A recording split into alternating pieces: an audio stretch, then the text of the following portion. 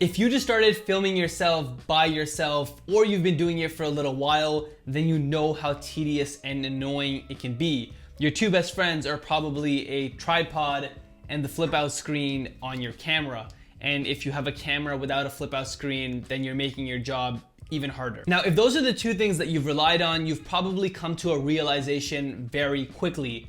There's only two types of shots that you can get. The first one being a static shot. So you just put your camera down on a tripod and you walk away and you film yourself in your surrounding scene, or you talk to the camera like I'm doing right now. And there's nothing wrong with static shots. They're actually my favorite type of shot. Even when I have somebody helping me, I'll try and get a bunch of static shots because that's just what I like. If you take a look at Casey Neistat's videos, he uses a ton of static shots. And the second type of shot that you can get is a handheld shot. Now this can either be a vlogging shot where you're walking around and talking to the camera while the camera faces you, or you have the camera turned around at a subject where you're handling it from the back and you either do some kind of pan movement or follow movement or whatever. You're just handling the camera from behind. But what if you want to introduce a little bit of motion without you operating the camera?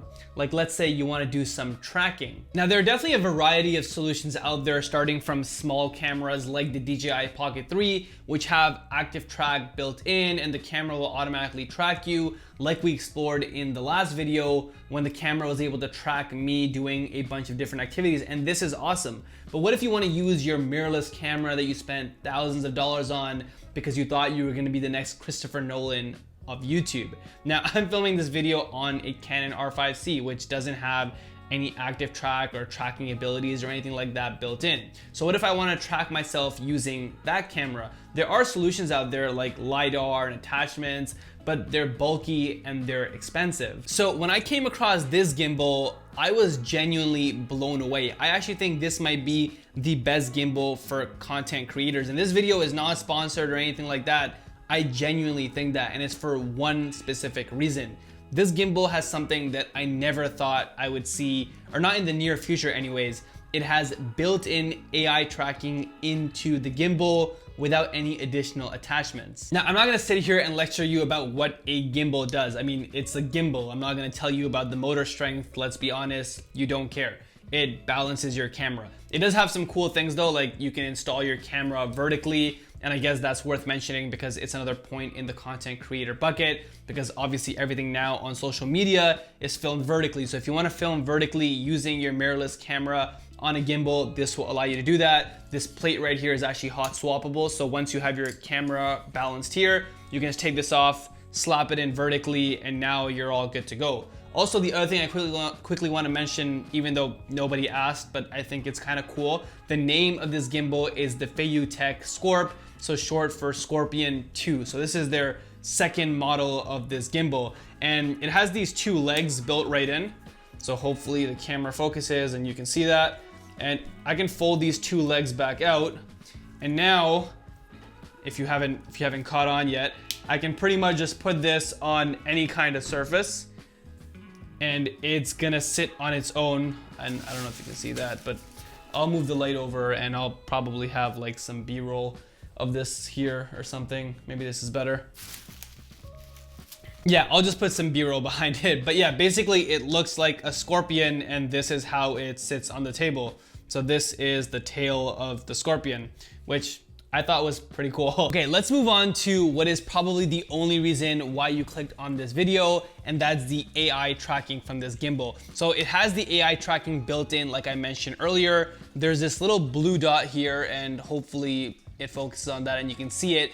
But that blue dot is basically the vision sensor for the gimbal. So that's how it sees you and it's able to track you. So like I said earlier, you don't need any cables and you don't need an app. It literally works all intuitively with the gimbal. And I'm gonna show you guys exactly how that works right now. I'm gonna switch over to the gimbal for the rest of the video, and hopefully I'll stay on it until the end of this video, but I really want you guys to see how useful the tracking can be. Okay, so now that I have the camera balanced on the gimbal, I have the gimbal sitting on my coffee table. And like I mentioned earlier, it's really easy for you to start tracking yourself with the built-in features of the Feiyutech Scorp 2. Like I said earlier, no app and no cables, which is just incredible to me. All you have to do is look into that blue dot or that scanner, and you have to make the OK symbol in front of it.